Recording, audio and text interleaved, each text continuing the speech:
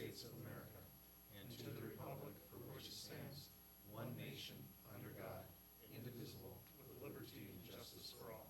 Please remain standing for a moment of silence. In honor of the 16 police and 10 fighters who passed away this year so far.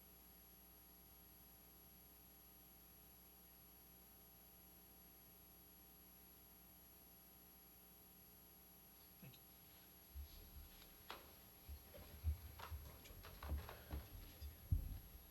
Okay. Chief, we're going to do a little swearing in ceremony. Is that first? Yes, we are. Okay. Going to one more piece.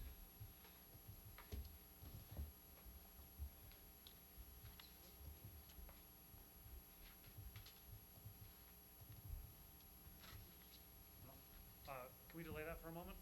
Certainly. No, yeah, I'll go grab it. Thank you. So we'll come back. If you don't mind, that would be great. I don't have it memorized. Okay, so we'll go to the consent agenda. I'll make the motion. We approve January 18th, 2017 regular and executive session board meeting minutes. Second? Any discussion? All in favor? Aye. Aye. Aye. That's 5. All right. That's five. Public forum. There's no Gary. You're doing public forum now. Not received any request to speak today. Okay. No public forum today. Gabe, you're up. Financial report. All right, Mr. Chair, members of the board, you have the January financial report in your packet. Thank you. And we'll get right into the numbers, which is on this computer, not this one. So starting with our property tax revenue, you'll see for the month of January, we are at $746,803 compared to the budgeted projection of $891,491. So you'll see for the month we're behind on those projections, but again, when you get to year to date, we'll see we're actually trending ahead overall year to date. Same thing, non-levy revenue was slightly under budget amount at $171,313 compared to the budget of $184,603. Personnel costs, $912,618. While we are trending under overall on personnel, there has been some things on the overtime side that have been trending over. And you know, we're continuing to look into that, and we'll be able to come back at a later meeting, give the board a little more details on what's going on with some of the overtime stuff, but some of it's related to training. Vehicles and equipment, you'll see is under budget at $51,392. Utilities and communications right in line with budget at $22,088. Managerial expenses under budget at $56,924. And the only expense out of the capital contingency was the monthly debt service payment of $21,909. Our total expenses for January were $1,064,931, which was actually under budget by $255,000 for the month of January. Year-to-date numbers, you'll see, as I kind of mentioned before, on the revenue side, we are trending over budget. Year to date on total revenue, both non-tax and tax revenue, by $247,632. On our expense side, you'll see again all of our expense categories are trending under budget. Both personnel, vehicles, equipment, utilities and communication, managerial, and capital and contingency. Our total expenses to date are $8,072,812, which is under budget by $1.1 million. Now, I do anticipate us still ending the year under budget by at least $700,000 to $800,000, just based on kind of how our reoccurring expenses are occurring. However, we are going to see that some of it come more in line as program managers or staff starting to spend funds. So we'll start to see us kind of start spending some more of that capacity that we had for the earlier parts of the year. Percentage of expenses, and again, this is always a valuable slide, especially when we talk about how we can see a small percentage increase in personnel affect the budget greatly, given personnel is that largest component at 75%, followed by our capital and contingency at 12%, and operations and managerial expenses are at 6% each of our total budgeted expenses, or total actual expenses, I should say, my correction. Where we're at from a year-over-year position, you'll see that we ended the month at 6.6 million, just over 6.6 million, compared to 5.8 the previous year. So that's some of that capacity that we see in the current budget that I anticipate will carry through the rest of the year, and we'll have to for next year's rollover, as well as also to addressing some of those growth of fund balance that we talked in our last meeting. So unless there's any other questions, yes, sir. Okay, what is the reason why the tax levy actual is lower than the budgeted? So the budgeted levy is based on our historical collection percentages, the amount that we collect per month historically. Okay. So the reason why we will see a higher or lower variance in the tax Right. levy is due to timing, whether it's in historically the treasurer's office was quicker on getting the bills out or slower getting the bills out, will affect how that occurs year over year. How quick people are on paying their tax bills will affect that year over year as well. So that's why we're seeing that variance there. As I was gonna say, unless there's other questions, that concludes the finance report specifically. I know we have some additional items on the agenda to discuss, under finance. If you don't know if you want to go to the presentation or the swearing in, or do you want me to complete? Okay. So, a couple things we wanted to update the board on. Starting first with our assessed value numbers for next fiscal year. We did get the numbers last Friday. And Coconino County came in at, let me go to the right tab here. Coconino County came in at 136,097, which is a 5.48% increase. And Yavapai County came in at 402,537, which is a 5.40% increase. So our combined increase in our assessed value for next year is 5.42%. And if you remember from last month, I kind of discussed how Prop 117 limited us to 5% growth, but that 5% limit is on existing buildings and properties. Any new growth or new development, we can't see above the 5%, and that's what's occurring here. We did get some information from Coconino County on next year's projections, and they're actually looking at almost a 6% increase for us next year on their preliminary projections. And then Yavapai County, we did not get a projection for next year, but they were able to give us a little more detail on why we saw over the 5%.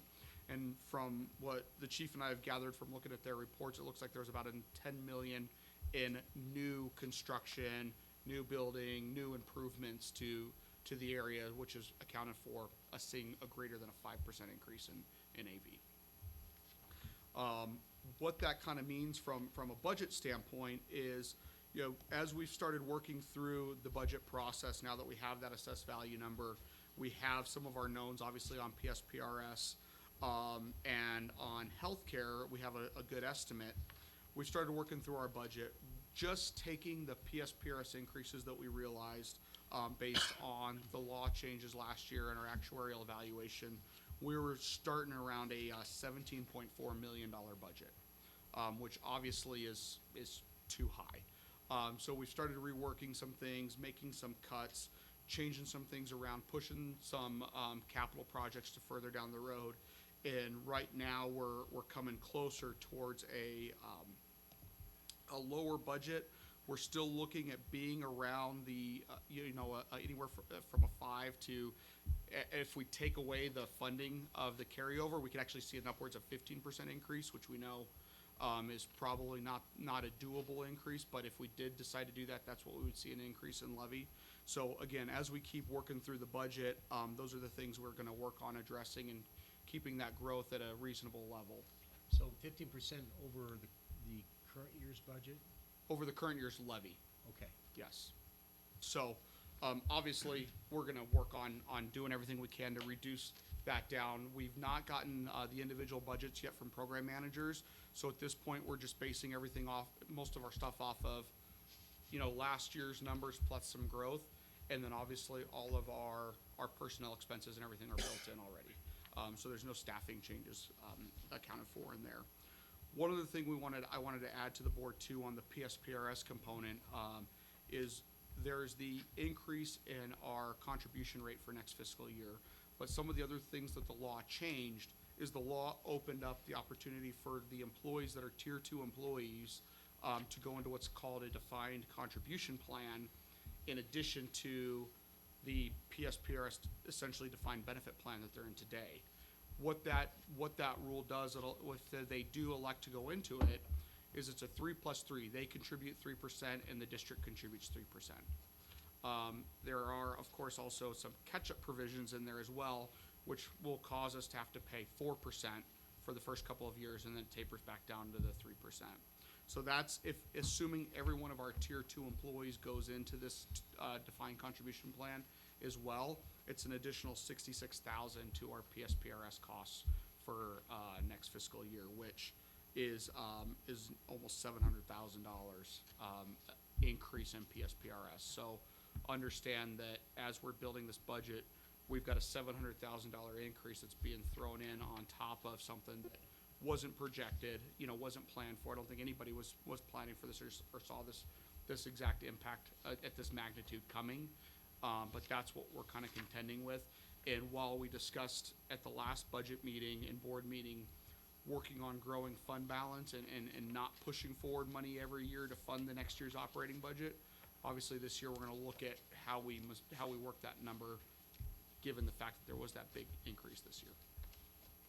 I have a question. Go ahead. Dave, can you hear me? Yes, I can. Great, hi. Hi. So how many of our personnel are involved with that tier 2? You mentioned the amount, but how many personnel are? I don't have that exact number in front of me right now, but I believe the majority of employees are tier 1, and so it's not everybody. I don't. But I'm sorry. I apologize. I don't have the exact number of how many personnel that is. That's all right. Yeah, to my understanding, it's people hired since 2012 who could choose that option. Correct. Thank you. That's okay. Okay. Any other questions from the board? We're really working hard from this point forward, getting the program managers' budgets in, so we'll be collating all that, creating the budget where it sits, and then we begin to refine or continue to refine, because we met this morning and did a lot of revisions this morning, and then we'll be back to you in March with a budget workshop. We haven't set a date for that yet, have we? We'll do it at the board meeting. Before the board Yeah, meeting? if that works for the board. Yeah. So like a 3 or 3:30 meeting? And we'll do that kind of cursory first blush, and then we'll be a little more detailed in by the April meeting, where we'll be a little more defined and Correct. and have some better inputs for you at the March meeting to be able to look at some more actual numbers and things like that. So, But we'll have our budget books, the board will get their budget books in March. I leave that to you. There will still be some large changes, so I guess it's kind of a question from the board standpoint. Do you typically get the full Yeah, budget books in? Typically do Okay. in March, and then we get updates in April as when we get Okay. other details. All right. Long ago, we did line by line at the board meeting, and it's a little tedious, so if the board can each get one, they can do their own line by line, and we can kind of sum up in a meeting. Okay. Perfect. It got a little Yes, long-winded I when know. we line by line did it all here Yes. together, so. Yes. Okay. Okay. Any other comments? Okay, thank you, Gabe. Thank you. We'll go back. Yeah, I guess we are ready. All right. Board, first of all, I'd like to introduce in the back is David McGill, the police chief of Sedona, recent appointment here, so thanks for joining us, and also a resident of the village of Oak Creek, so welcome him Meet me here. at Jeff's later. I'm sure he's got a fridge full of something over there. Yes. We're all in. So with that, then I guess we're going to go back to the swearing in. So you guys may remember, not that long ago, we brought this guy from Oregon to join our organization. This was back October 31st. We brought him here, and he started, and so we're honored to have him join us as a deputy fire marshal. In the midst of all that, we were trying to look at some shared services options. We were looking at a bunch of different things were in the mix, and so we brought him in as the deputy fire marshal. As things have moved and progressed, we've realized that this is some of those things weren't going to happen at this time, and we were really excited about everything he was bringing to the organization, and so we've decided to move forward and bestow the honor of a fire marshal to John Davis. So just a quick reminder, he's got his beautiful wife here named Michelle, 27 years they've been married. They came to Sedona and fell in love with it, and they're proud homeowners now, just down the road from me and Gary, and so glad to have his neighbors. And so since the first of the year, he's been very busy working on quite a bit of stuff in CRM, taking care of the routine inspections, plan reviews, fire investigations, and working on all kinds of operational efficiency opportunities. And so we've seen some great work coming out of the office in a short amount of time, and so we're appreciative of that hard work.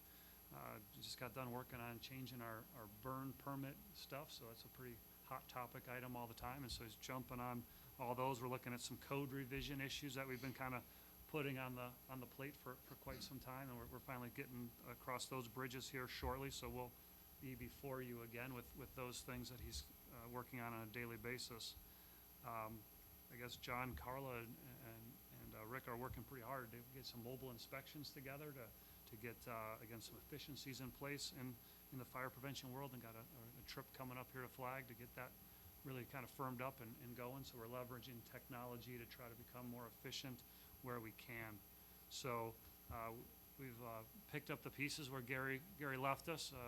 Gary's no stranger. He's been around quite a bit since he's been gone. We have a couple of unfinished projects that he's committed to finish, so he's stopped in and volunteered his time to help close the loop on a few of those things, and John and him have been working very well together. And have you knocked on his door as you promised anytime? Oh, yeah. In fact, I think he's going to court tomorrow on a fire case. Last year, he was in yesterday and picked up the file for it. So it's never a dull moment in CRM, so we're honored to do that. And with that, I think we're ready to provide a pinning of you. So I'm gonna swear you in first, and then your darling bride, Michelle, will come up and make this happen. So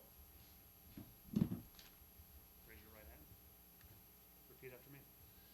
I state your name. I, John Davis, Do solemnly swear do solemnly swear that I will support the Constitution of the United States that I will support the Constitution of the United States and the Constitution and laws of the state of Arizona, and the Constitution and laws of the state of Arizona, that I will bear truth, faith, and allegiance to the same, that I will bear truth, faith, and allegiance to the same, and defend them against all enemies, foreign and domestic. and defend them against all enemies, foreign and domestic. And I pledge to uphold the missions and policies And I pledge to uphold the missions and policies of the Sedona Fire District, of the Sedona Fire District, and will faithfully and will faithfully and impartially discharge the duties and impartially discharge the duties of fire marshal of fire of marshal the Sedona Fire District of the Sedona Fire District according to the best of my ability, according to the best of my ability, so help me God. so help me God. All right, you've done this before. All right. Michelle, you want to come up here and do the damage? Thanks, Jeremy.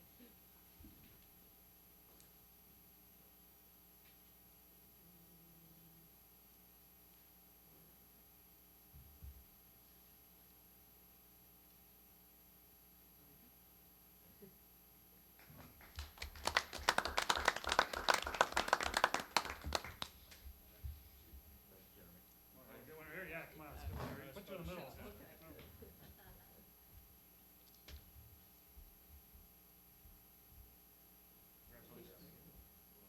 Congratulations. Fire Marshal John Davis, can you make your round there, John? If you want?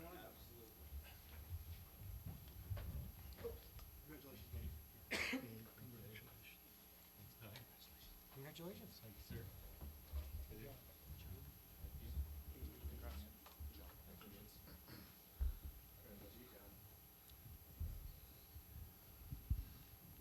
That may be our fastest promotion on record.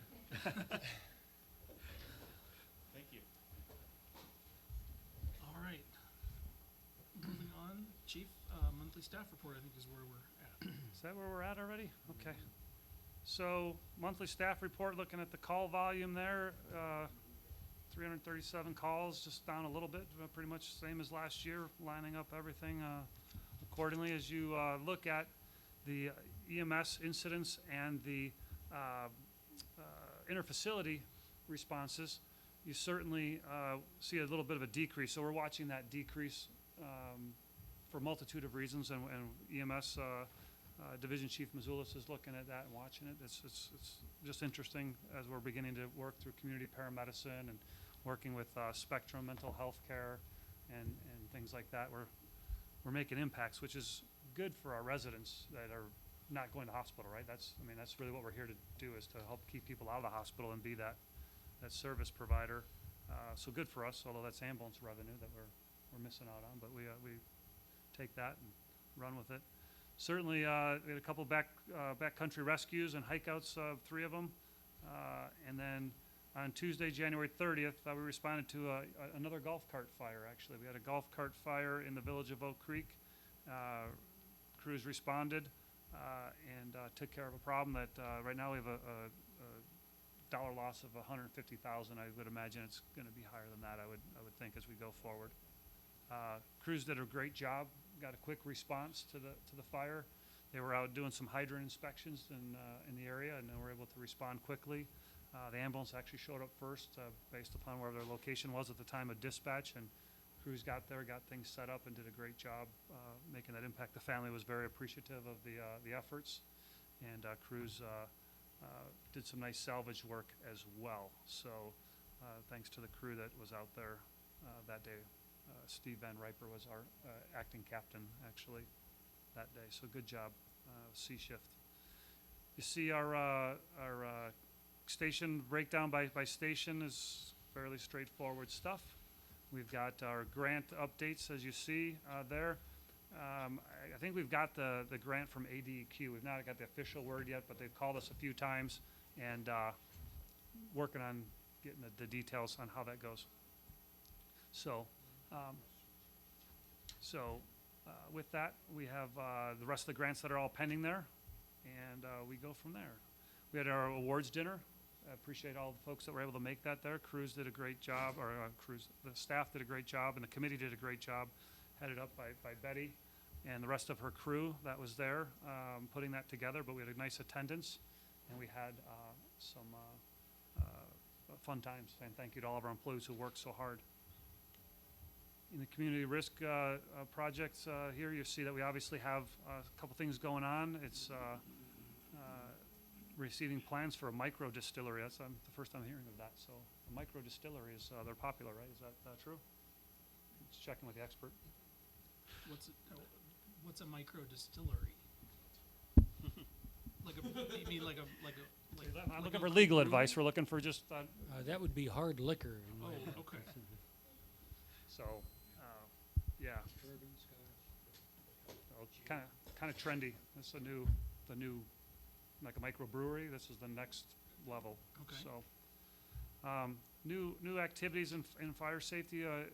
John, you want to report anything at all on the fire CRM activities specific? You got to come a new format here, and Yeah, I've got a new format there. Did you already cover this?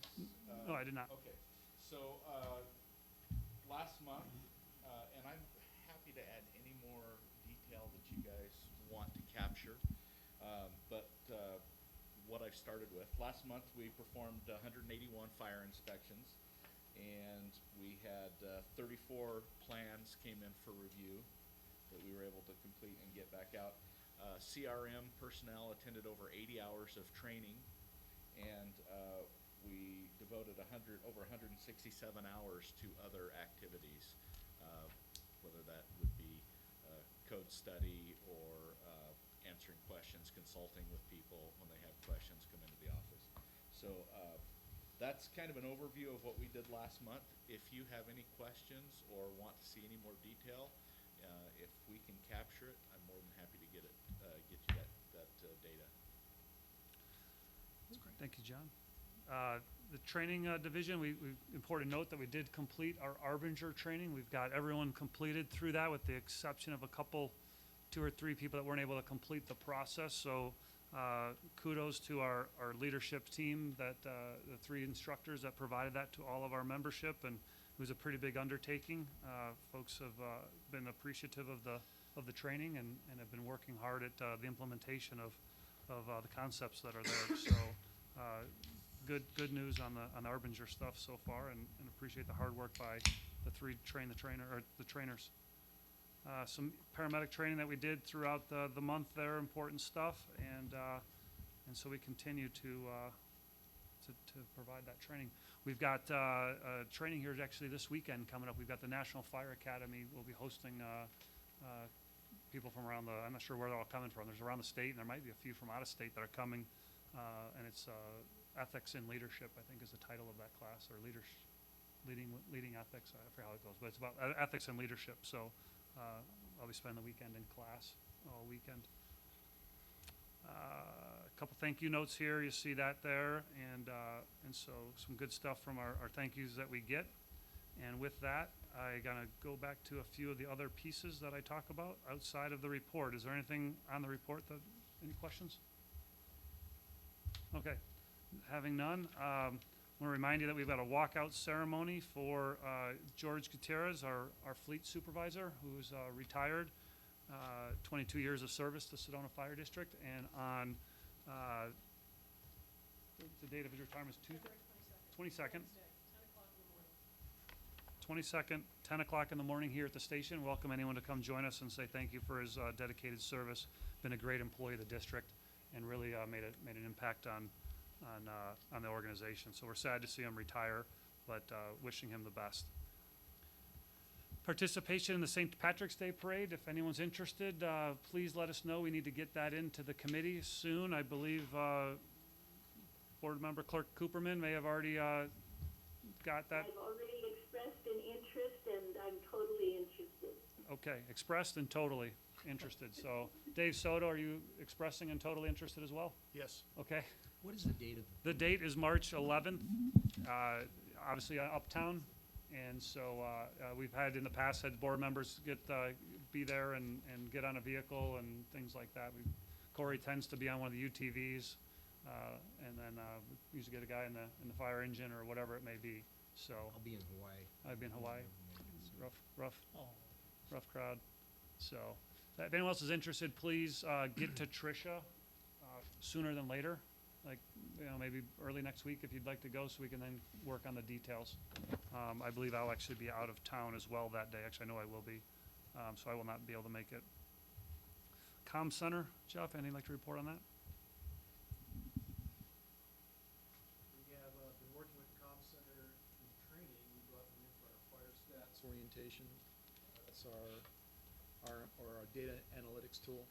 The center manager joined us in that training. She has a link, so she, on the daily, when the data's posted, drills down into it now. And I spoke with her last week, and she's just having a blast reviewing the data to figure out what's going on. And she's able to drill down to a day and an hour on certain calls to figure out if there are some long ones that she can actually address training issues, or pull the tapes on those calls to see why it took so long on some of those. So it's becoming a great asset for the dispatch side. There's a new IT manager in Cottonwood that I spoke to before. Bob Motes, our IT manager, is working very well with them in trying to develop a plan for enhancing the dispatch links to our fire stations, and that conversation is going on very nicely. And then there are discussions about enhancing the CAD system, redundancy and resiliency, and trying to make sure that if there's a failure, there's a mirror server that can carry on the mission without losing service. So all good things going on with dispatch.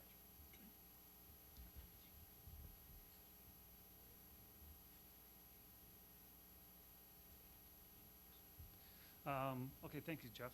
Workers' compensation pool. We're currently working, as we've mentioned. We're getting closer. We've got our group that's comprised of about 10 fire districts right now that seem to be very interested in putting the pool together.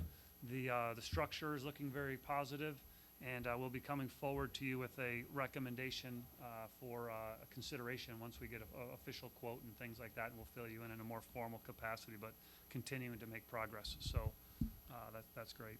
Chief, Firefighter. Chief, excuse me, is that primarily all the Verde Valley fire districts, or outside of that? It's comprised actually both Camp Verde, Verde Valley, and us are the only fire districts in the Verde Valley, and all three of us happen to be players in that mix.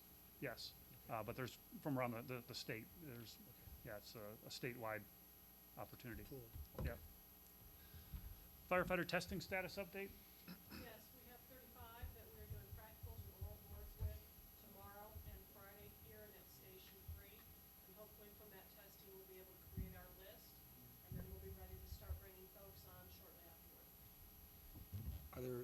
already some vacancies that you're Yes. projecting to fill? We have, Yes, I believe we have 4 vacancies right now. Yep. We had a resignation, the gentleman's last day is today, so that created that next vacancy. so, and then the correspondence and thank yous we provided to you already. So I will answer any other questions. I think I covered everything in this part here. Okay. Okay? All right. Point of housekeeping, we need to go back to financial report and make a motion to approve. So I'll make a motion to approve financial report as submitted. Second. Any further discussion? All in favor? Aye. Okay, thanks.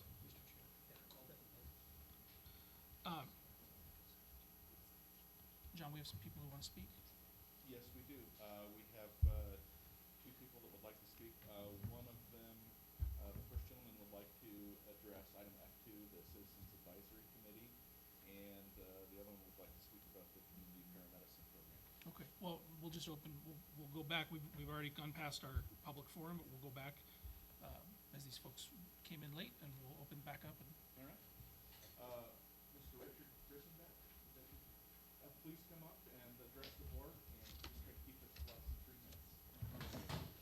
Yeah, I really have a question. I'm Dr. Griesenbeck. Most Sedona people used to know who I was. I'm retired since 1998. There are fewer and fewer people who know who I was anyway. What brought me here was the current yesterday's Red Hot News, the discussion about the possible need for a bond issue for the fire department, and that brought to my mind the made me remember some time several years ago when there was some publicity, some of it, a little bit skeptical about the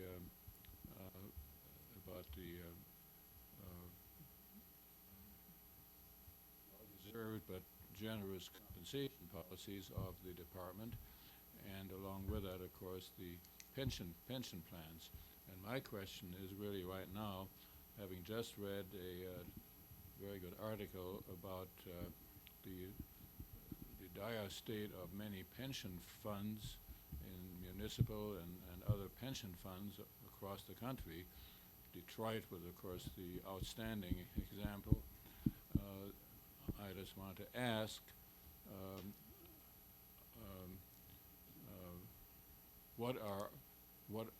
who handles the funds for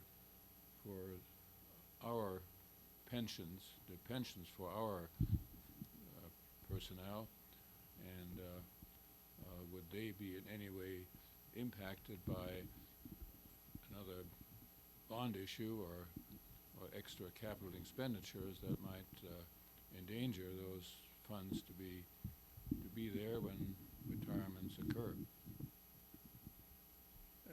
So I make Sure, that, I can answer. understand that? You can, So, Doctor, I can get your last name. Richard Richard. Okay. Griesenbeck. Richard Griesenbeck. Okay. Griesenbeck. Mr. Griesenbeck, thank you for coming today. So our pension fund is part of a statewide pension fund called Public Safety, PSPRS, PSPRS. And that is a statewide fund that we are, an actuarial determines what our rates are and is funded down in Phoenix is where their office is at. The bond issue as it relates to the pension are kind of two separate issues in that we're not able to dictate the funding percentages or anything. It's dictated by the actuarial and the state agency that does that.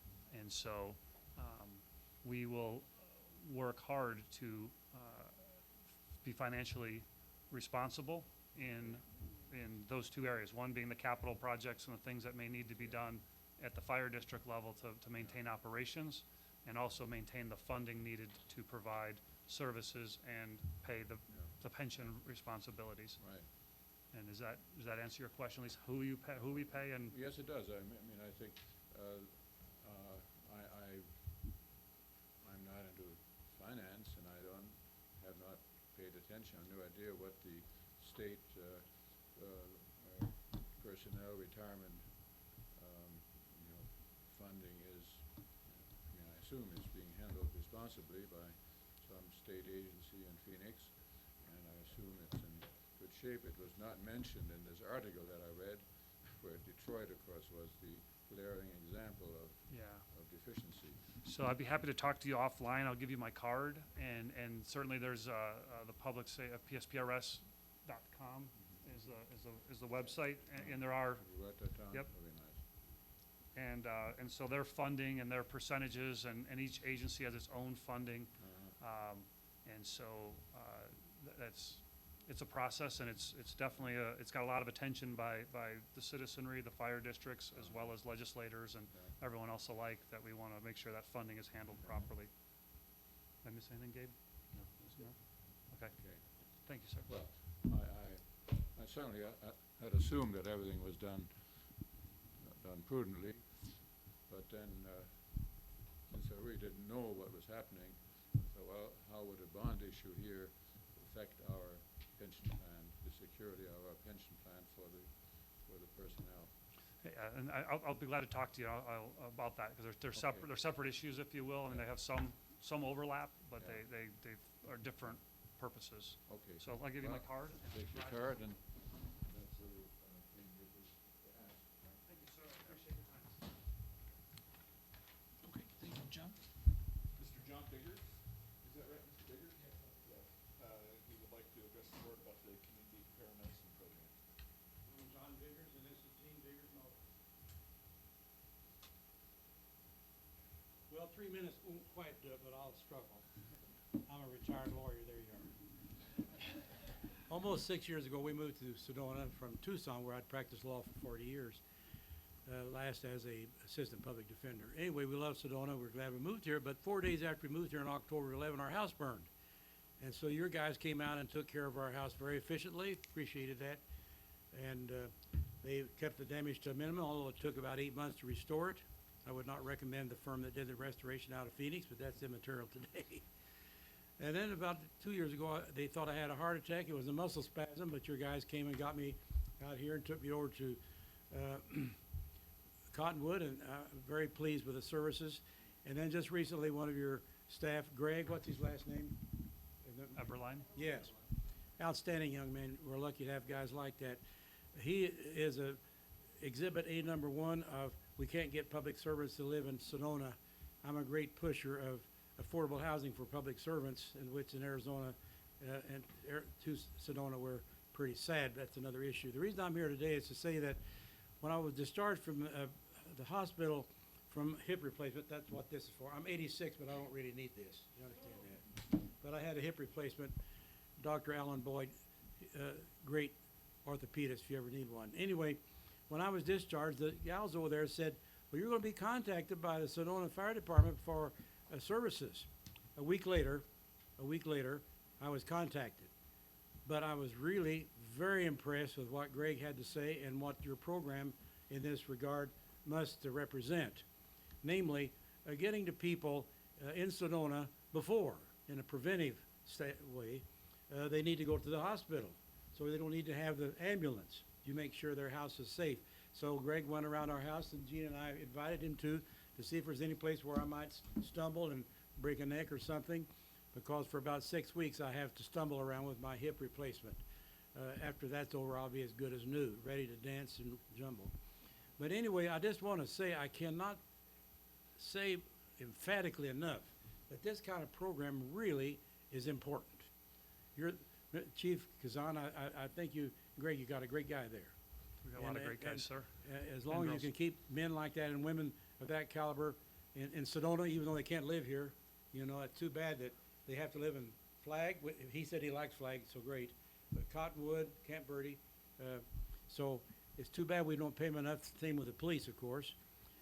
I told the city council once they should raid the police department $10,000 a man or woman, but I wasn't in jest when I said that. As a lawyer, I used to put policemen on the stand and try to embarrass them, but I have great respect for public servants like fire people, firemen, and police. Great respect for them. And this service is, what is it called? Community. All right? The hospital called, hey, Sedona, we got old Van Biggers coming over there. You better check him out. He might fall down those stairs. We're not sure. Because the hospital says you're through. And so somebody in Sedona comes and sees if Biggers is safe or not. I have a wonderful wife of 60-plus years. Not many people have that fortune, you know, to take care of me. But what if I was sent home by myself? Who's going to look after me? Am I going to find somebody? Maybe. You know, so I can't say enough about that program, but I do think you ought to get out there the day they get home from the hospital. I really do, Chief. I think you need to see those people immediately to make sure they're in a safe setting, a situation. Now, you can't provide nurses, you can't provide this and that, but you can make sure from a standpoint of the structure and the amenities if the people are living in a safe thing. And Gene and I are very grateful for what has been done thus far, but I really think it's a program that needs to hit the road running. And when old John gets home, somebody should say, John, we're coming out tomorrow. We'd like to look at your place. We're from Sedona. Great. That's all I have to say. Got any questions? I'd like to ask you some questions because I love to put people on the stand and have uniforms. My wife went to a beauty shop in Tucson, and the beautician said, your husband doesn't like policemen, does he? He had a couple of brothers that were policemen. I like them if they were for the defendant. Mr. Which Biggers, they usually weren't. thank you for your time. We certainly are working at that program, the Community Integrative Paramedicine Program, and we're working to fine tune it. It's been in a pilot state for a while. We're really getting our foundation built, and having meetings with you and people like you is creating those moments to realize what's working and what's not working, and certainly trying to get to folks that get discharged on a timely basis is certainly our priority, and we'll bring that back to the division chief that's in charge of that, and Greg is being very instrumental in helping us facilitate. He is outstanding. So- And thank you, board, for what you're doing. In your eyes, we're all the same, and we appreciate what you're doing. Thank you very much. And if I can be of any help, Chief Chris, excuse me, if I can be of any help in terms of follow-up or whatever, you can see I'm always ready to contribute. Certainly. Thank you, sir. Talk, that is. Thank you. Is my wife and I being excused, or you think you might need it for something? Stay safe. We love Sedona. All right, John, anyone else? That's it. That's it? Okay. All right.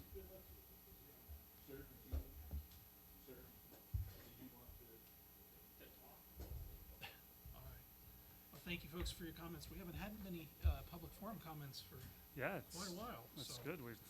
uh, We love to see the citizens come out and participate in the process, and so we appreciate people taking their time. If you'd like another comment, mention something. I think it was in today's paper also, there was a letter that talked about a program to provide affordable housing for city employees and fire department employees. Am I right in that? Has anyone else read that? And I read the Anyway, whole paper yet today. And there was they mentioned, actually the site, I think Mr. Ernster was mentioned as having brought this up or supporting it, that there could be something done at the Sedona Dells, the area across the highway from the sewage plant, that there was room and nice development there could be developed for affordable housing for city employees, so they don't have to all to drive to Cottonwood or Clarkdale or even Flagstaff. Yep. Well, thank you. all right, well, we were to have a presentation on Community Paramedicine Day, but unfortunately, we're going to have to table that as Ed has some family issues he's attending to. A family emergency that Division Chief Mazulis wasn't able to attend at that, so he sends his best. We'll make that up at the right board meeting where we've got time to make that happen. But we got some good feedback today, and we've been getting very good feedback on our program. Ed was just at a conference and he spoke. I'm not sure if he actually spoke. He was in the audience and helping facilitate some conversations that we're doing, and the program we have in conjunction with the hospital and stuff is going very, very well. And so we're beginning to really, as you recall, we were here years ago talking about this process and starting a pilot, and it's a slow roll, but we're getting there, and we're really seeing some potentials for making big impacts, as we heard today from Well, and Mr. Biggers. one of the problems will continue to be that it's not a reimbursed service. Correct. And that you jokingly said that it takes business away from our ambulance company, Yeah. which it does. Yeah. But the future of medicine is moving towards value-based purchasing. So the days of fee-for-service are going to be over. So the future, it's already happening with hospitals and nursing homes. It's coming to the physician level. I can see it rolling out even to our level at some point, where there will be compensation for keeping people out of the hospital.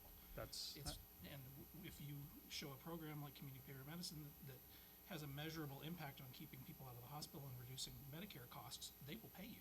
I think we'll be They're asking just- Mr. Biggers to be our spokesman. That's right. We'll have him come back and put him on a pamphlet. That's not next year. That's not the year after, but it's coming. That's Yeah. going to be the way medicine's reimbursed in the future. And that's why we're continuing to keep our finger on the switch to keep the temperature going and know what's happening and be a leader in that field. And But we are a little restricted by the fact that there is no compensation for it. So we're- even if it's the right thing to do, we have to Yep. temper it with Yep.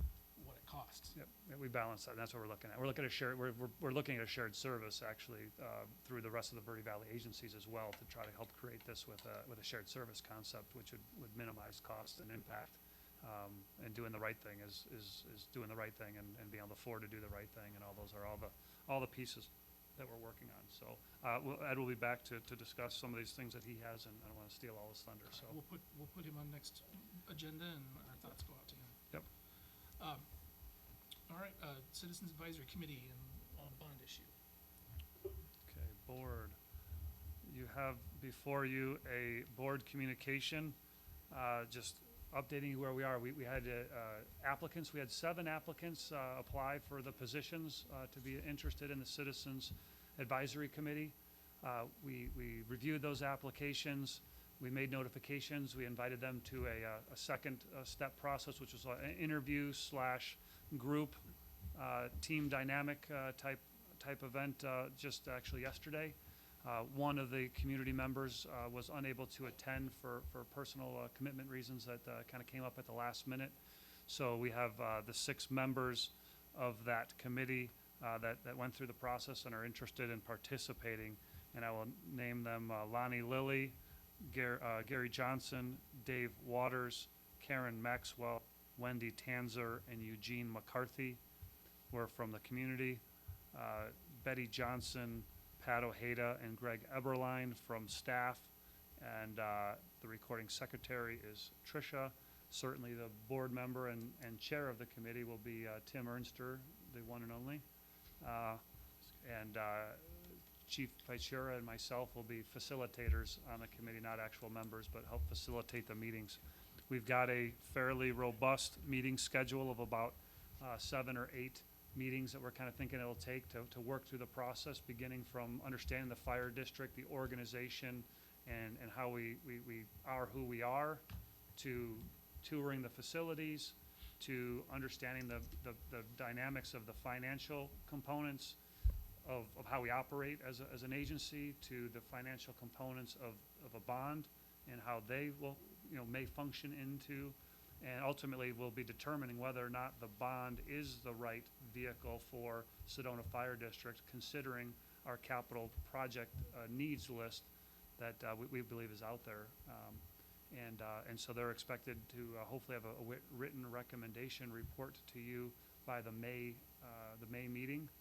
And that'll give you, if all goes well, the opportunity to consider that report for that next month, and at the June meeting, if it is in the affirmative, or ultimately there was just a recommendation. If you still believe there, there's your decision to make, but the June board meeting is when we're looking at to call election, if that's what the direction is to go to at that June meeting, which would give the right time for all the processes which Stifel spoke about at the last month's meeting. So I think there's a lot of good information. We're collating it all. We're putting it together, creating the PowerPoints. Those meetings will be open meetings pursuant to the open meeting laws.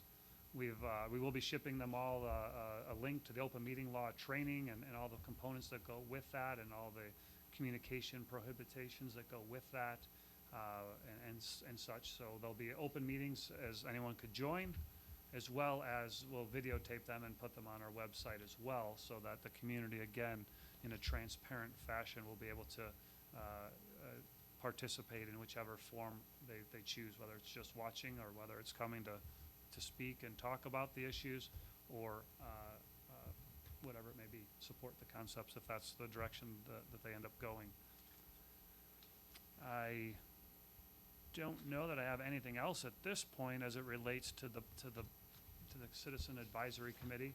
I guess I would just be clear to anyone watching at home that at this point we're just exploring the concepts. I certainly have heard plenty of folks already, well, you're going for a bond. We haven't decided that yet, really. We're really determining if that's the best vehicle. It's an option, and doing our due diligence, I believe, as the fire chief and as administration, we owe it to you as a board and to the citizens and the community to determine if this is the right option or not.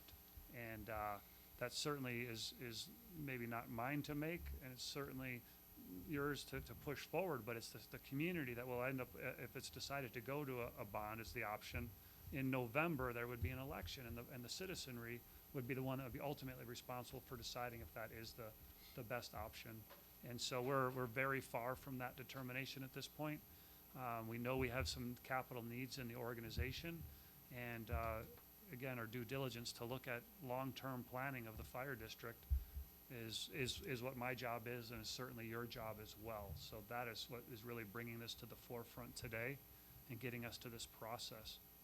With that, we have to engage with some people, architects and whoever else, engineering and whoever else we may need to determine some of the price tags of these items that we know we think we need. And so I've asked for a $25,000 expenditure limit to be able to engage with some folks, to be able to get to the bond committee or the Citizen Advisory Committee to determine what the total allocations may be. Due to timing of these board meetings and the financial constraints of the budget, we don't have a line item where I could find those type of resources except out of your contingency line item, of which I don't have the authority to spend anything without your approval. So I don't know that we'll spend the entire $25,000, but due to the timing of the issues, I need to be able to engage with the right people and have access to funding to be able to get the numbers to the bond committee.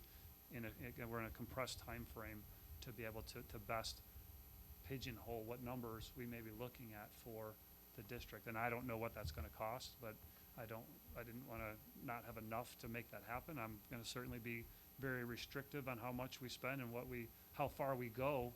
It'll be as limited as we can go to get the most accurate numbers, if that makes sense. We won't have full architectural drawings of any kind. It'll be concepts and ballpark figures. We've done the work on Station 4 already, so we've got some conceptual drawings for what that station could look like. We've got some ballpark pricing of what the square foot construction prices are in today's world, and that's about the best we can do without really going further and expending more money to determine, get architectural drawings and then go to bid, which is not where we're at this point. So You tell me what's in contingency. Currently, we have,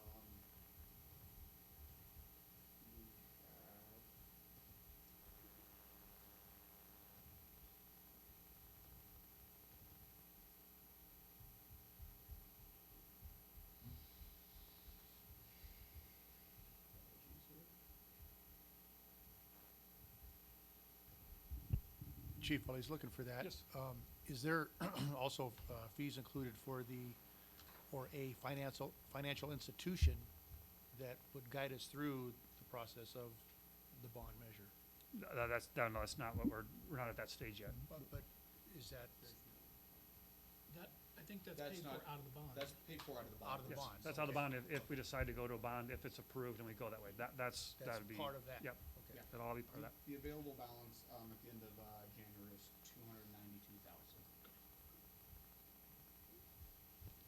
Well, the board's already indicated we want to go forward with exploration, so I think we have to fund it. Any comments or concerns? I I had a chance to talk with Chief, because I did have some concerns, just besides, you know, 25,000.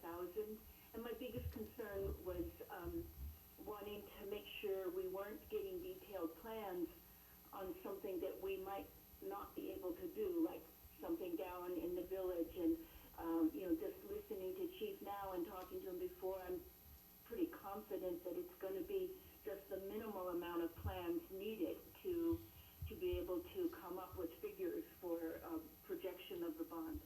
So I feel good about this. Okay. Other comments or questions? Anybody want to make a motion? I'll move to authorize the use of contingency funds for costs associated with estimating the cost of some of the projects that would be part of the future capital improvements. And also, do we also need to authorize the formation of the committee? I don't think, I think you authorized it the last Okay. months to authorize me to go forth and do it, so I don't think That's there's fine. anything there. That motion's fine, you just need to tack on the amount to $25,000. Okay. Is there a second? I'll second. Okay. Any further discussion? All in favor? Aye. Aye. Cory? Mr. Okay. Chair, if we could, I do not believe we actually had a motion to accept the finance report as presented. We did. We did. We went back and Man, did I sleep through that? you must have been asleep. What did I do? I might have went up and said, okay. I was up there talking. Sorry, I wrote down, I don't want to forget that. You guys are awesome. Okay. Are you sure we did the consent agenda? They came back and did it. You were sleeping, before you you were went sleeping to, too. I've been sleeping too. Just before they went to the public, Okay. It was the housekeeping.